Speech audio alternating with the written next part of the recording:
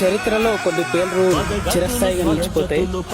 పార్టీల విషయం పక్కకెడితే దాంట్లో కేసీఆర్ కానీ, సుష్మా స్వరాజ్ కానీ ఇట్లాంటి లీడర్స్ ఎప్పటికీ చరిత్రలో నిలిచిపోతారు. ఎందుకంటే 2001లో ప్రారంభమైనటువంటి కేసీఆర్ ప్రస్థానం నిర్వివాహంగా ఎలాంటి అడ్డంకులు వచ్చినా, ఎన్ని ప్రలోభాలు వచ్చినా, మధ్యలో ఎన్ని పార్టీలు పుట్టాయి పోయాయి, కానీ చివరి శ్వాస వరకు తెలంగాణ వచ్చుడు అనే నినాదంతో ముందుకెళ్లి మొండిగా కొట్లాడి ఆ రోజు పోరాడితేనే తెలంగాణ రాష్ట్రం వచ్చింది.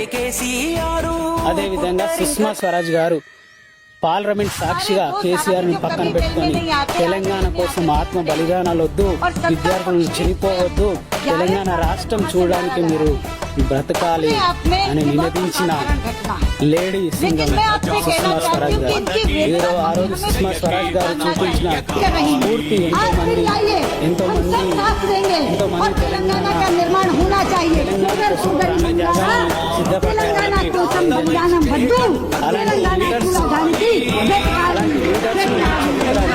గుర్తుపెట్టుకుంటుంది. ఈరోజు తెలంగాణ ఆవిర్భావ దినోత్సవం కాబట్టి ఈ విషయాన్ని మీతో పంచుకోవడానికి చేశాను. జై తెలంగాణ, భారత్ మాతా కీ జై.